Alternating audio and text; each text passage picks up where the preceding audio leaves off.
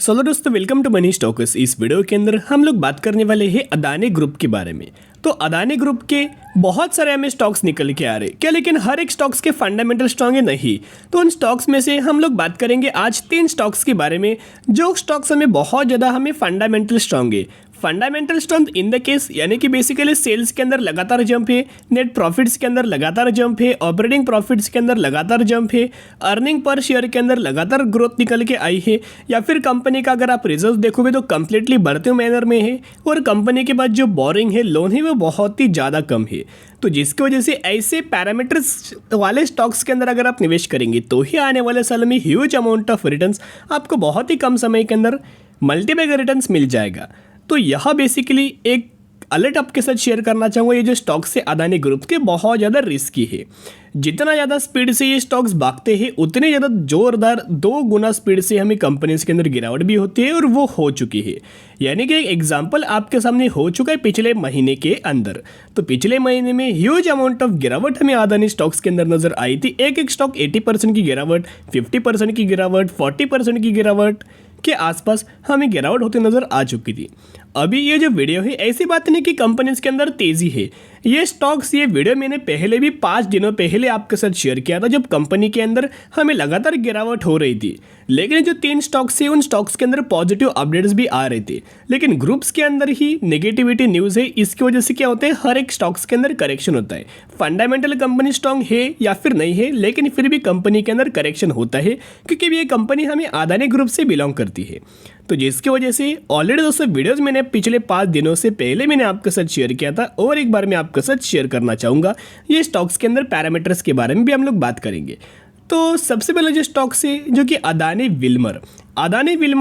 Wilmer का अगर आप बिजनेस देखोगे तो बेसिकली कंपनी फंडामेंटल बहुत ज़्यादा स्ट्रॉन्ग है। एडिबल ऑयल सेगमेंट से कंपनी बिलोंग करते 418 रुपये पर अदानी विल्मर ट्रेड कर रही है। अब तक अगर आप अदानी विल्मर की गिरावट अगर आप देखोगे, 55% की गिरावट हमें अब तक अदानी विल्मर के अंदर देखने को मिल चुकी है। तो चलिए पैरामीटर्स के बारे में बात करते हैं। अभी हम बात करेंगे अदानी विल्मर के पैरामीटर्स के बारे में, जहां ऑपरेटिंग प्रॉफिट्स अगर आप देखोगे सितंबर 2022 में 250 करोड़ के आसपास था, और दिसंबर 2022 के अंदर देखोगे 623 करोड़।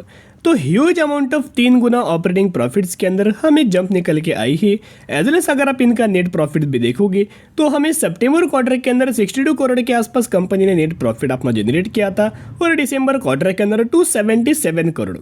तो यहाँ भी 3 से 4 गुना हमें नेट प्रॉफिट्स के अंदर भी जंप है। एज वेल एस हमें अर्निंग पर शेयर के अंदर भी हमें जंप देखने को मिल चुकी है। तो अगर आप अदानी विल्मर के दोनों रेशियोज अगर आप देखोगे तो दोनों रेशियोज भी हमें अच्छे खासे डिसेंट तरीके से है। ROC 20% है, और ROE अगर आप देखोगे तो 15.5% है। तो डिसेंट तरीके से ही ये दोनों रेशियो हमें नजर आ रही है। तो अगर आप अदानी विल्मर के अंदर बाइंग करना चाहते हो, हार्डली स्टडी करना, एनालिसिस करना, उसके बाद निवेश करने की कोशिश कर सकते, लेकिन इतना तो तय है, लंबे समय के लिए निवेश करेंगे तो ही आपको एक बड़ी वेल्थ हमें कंपनी क्रिएट करके दे देगी। शॉर्ट टर्म में बाइंग मत करना।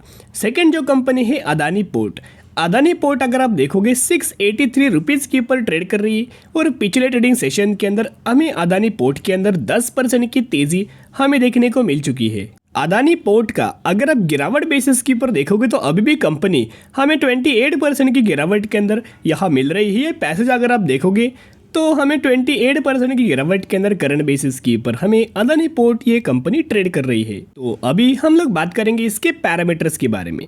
तो अगर आप यहाँ बेसिकली ऑपरेटिंग प्रॉफिट देखोगे तो हमें 5,950 करोड़, 8,690 करोड़, 8,880 करोड़ और 9,540 करोड़।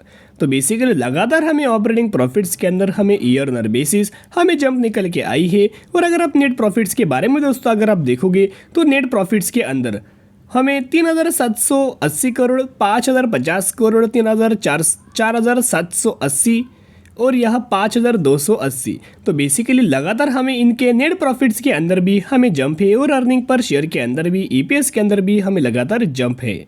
अगर आप अदानी पोर्ट के अंदर भी निवेश करना चाहते हो तो स्टडी करना और उसके बाद ही निवेश करना। थर्ड जो कंपनी है हम लोग बात करने वाले हैं अंबुजा सीमेंट के बारे में। अंबुजा सीमेंट की अगर बात की जाए तो पिछले ट्रेडिंग सेशन के अंदर 5% की तेज़ी निकल के आ चुके हैं। मार्केट कैप भी देखोगे 78,000 करोड़ का मार्केट कैप। तो ये कंपनी लार्ज कैप कैटेगरी से बिलोंग करती है।